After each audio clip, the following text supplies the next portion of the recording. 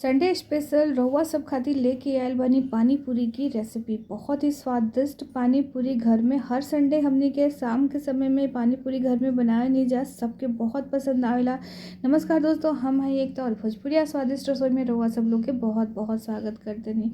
एकदम तीखा चटपटा पानी और साथ में स्टफिंग जौन बटे आलू और मटर के, साथ ही में मीठा चटनी हम बना के हर संडे के संडे हमनी के घर में बनावे नहीं जा। आप सब खातिर भी रेसिपी लेके आयल बनी। आप सब लोग एक बार वीडियो पूरा देखी और अगर पसंद आई तो लाइक शेयर और सब्सक्राइब जरूर करब जा, और कमेंट्स में ज़रूर बताई कि केकरा केकरा घर में पानी पूरी हर संडे के बनेला। तो चलिए बिना देर के लिए बहुत ही स्वादिष्ट सा पानी पूरी की रेसिपी शुरू करते नहीं जाता। सबसे पहले 4 से 5 घंटा पहले सफ़ेद मटर के हमने के पानी में भिंगा के रख ले बनी जा, और जब अच्छे से फूल जाई तब एकरा में हल्दी और नमक डाल करके 2 से 3 सीटी लगा के एकरा के उबाल करके तैयार कर ली। मटर इसकी उबल गई बाद साथ ही में हम गर्म पानी में रख देले बानी थोड़ा सा इमली फूले खातिर।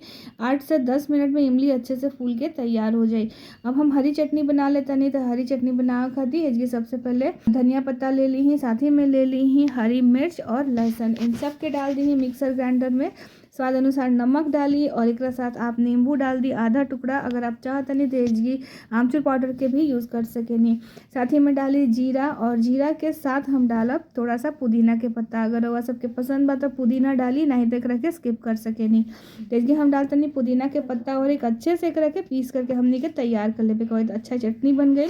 मीठी चटनी बनावे खातिर हम इसकी खजूर फुला लेते नहीं यहाँ पानी में 10 मिनट में बहुत ही बढ़िया से फूल के तैयार हो जाए। बीज आप जौन बटे ओकरा के आप अलग निकाल ली और बीज निकाल करके एक के डाल दी मिक्सर ग्राइंडर में। अगर आप चाहते नहीं तो इसकी इमली के यूज़ कर सकेनी। हम सिर्फ गुड़ से बनैले रहनी हाँ, तो खजूर डाल दी, साथ ही में पानी हल्का सा डाली, साथ ही में डाली गुड़। तो थोड़ा सा इसकी गुड़ के यूज़ कर बटे। अगर आप चाहते नहीं तो इसकी चीनी के भी यूज़ कर सकेनी, और एक अच्छा सा चटनी बना करके मीठा तैयार कर ली हैं। साथ ही में एक जार में हम ले बनी पानी, 2 गिलास पानी ले बनी। अगर आप चाहें तो इसकी ठंडा पानी के भी यूज़ कर सकेनी। हम नॉर्मल टेम्परेचर पे पानी ले बनी। अब पानी में थोड़ा सा मसाला कुछ हमने के ऐड करते नहीं जा। तो सबसे पहले आधा छोटा चम्मच काली मिर्च और भुना हुआ जीरा के पाउडर ले लिया, आधा छोटा चम्मच धनिया पाउडर ले लिया, आधा छोटा चम्मच काला नमक ले ली स्वाद अनुसार, और साथ ही में चिली फ्लेक्स ले ली। इन सब के हम डाल देते नहीं पानी में, और एकरा बाद हम एकरा में डाल देब कुछ और मसाला ऐड करे के बटे। हम 6 लोग खातिर पानी बनावते नहीं। अगर और सब अपना हिसाब से अपना टेस्ट के अकॉर्डिंग मसाला के यूज़ करी। अब हम जो इमली फुला के रख ले रहनी है ना, तो के पल्प निकाल के छान करके एकरा में डालब। अच्छे से एकरा के मसल करके एकर पल्प निकाल ली, फिर एकरा के छान ली। छान करके इमली के पानी एकरा में डाली, और फिर और थोड़ा कुछ और मसाला हमने के ऐड करे के बाद सबसे पहले हमने के पानी डालते नहीं। अगर आप चाहते नहीं तो इसकी खटाई के या आमचूर के भी यूज़ कर सकेनी। साथ ही में हम हरा चटनी जो पिसले बनी तो डालब करीबन 3 से 4 चम्मच के करीब। स्वाद अनुसार नमक डाल दी, काला नमक भी हमने के यूज़ के लिए बनी जा, तो एकरा के आप हिसाब से डालब। आप एकरा में चाहें तो पानी पूरी के मसाला आवेला तो भी यूज़ कर सकेनी। साथ में आप 1 से 1.5 चम्मच के करीब चाट मसाला भी डाल सकेनी। हम पानी पूरी के मसाला और चाट मसाला नहीं डाले।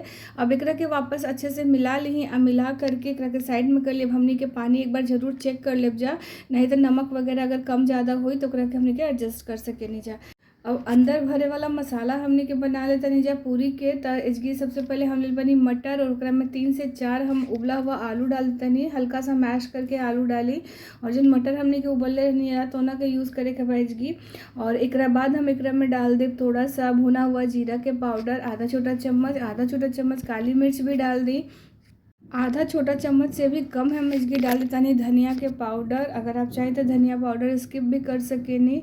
साथ ही में काला नमक हम डालते नहीं एकरा में थोड़ा सा, और काला नमक के साथ ही साथ हम इसकी डाल दे लाल मिर्च। तो तीखी वाली लाल मिर्च के यूज़ के लिए अगर आप चाहते हैं तो इसकी हरा मिर्च डाल सकेनी, और बारीक कटल हरा धनिया डाली। एकरा में भी आप चाट मसाला और पानी पूरी के मसाला के यूज़ कर सकेनी। हम दोनों के स्किप कर दिल बनी। अब अच्छे से एकरा के मिक्स करिए। मिक्स कैला के बाद अब ये तैयार हो गई बा आलू के स्टफिंग जो हमने के पूरी में भरब जाब। एकरा के मिक्स करके अच्छे से आप साइड में रख ली। चली अब एकरा हमने के एक एक करके पानी पूरी सर्व करते नहीं जा, तो जिकरा जैसे पसंद बटे। हमारा घर के स्पेशल रेसिपी हर संडे के शाम के हमने के पानी पूरी जरूर बनेला। बच्चा से लेकर बड़ा तक के फरमाइश रहेला पानी पूरी के। एक बार मतलब हफ्ते में जरूर हमने के बनावे नहीं जा। घर के बनावल बहुत बढ़िया भी बटे और अच्छे से सबके खा भी लेला, बहुत पसंद भी आवेला। बहुत लोग पानी पूरी में मीठा चटनी डाल के जरूर मतलब खाई हम लोग के बहुत अच्छा लागेला। प्याज डालेलन लोग, सेव डालेलन लोग, तो मतलब जेकरा जैसे पसंद आई आप उस हिसाब से सर्व करके दे दी। तो हमारा घर में प्याज डालल जरूरी, वैसे हम प्याज साइड में काट के रखले बानी। अगर आप चाहतनी तो चोखा में जो हमनी के बनेनी है जना स्टफिंग, ओकरा में अभी आप प्याज मिक्स कर सकेनी।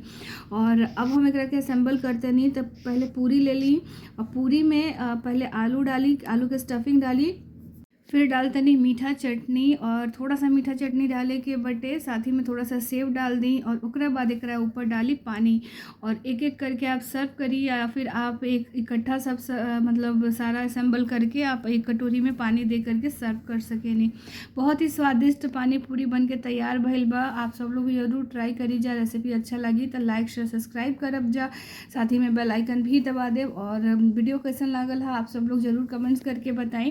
बहुत ही आसानी से घर में हमनी के पानी पूरी बना करके सर्व कर सके नहीं जा। अगर वीडियो पसंद आयल हो तो लाइक शेयर सब्सक्राइब करब। फेसबुक और इंस्टाग्राम पे बनी तो प्लीज़ पेज के फॉलो कर दी। और ऐसे टेस्टी रेसिपी खाती हमारा अगर चैनल पे आप नया बनी तो जल्दी से सब्सक्राइब कर ली हैं। फिर मिलते हैं एक नया रेसिपी के साथ, तब तक के लिए बाय बाय।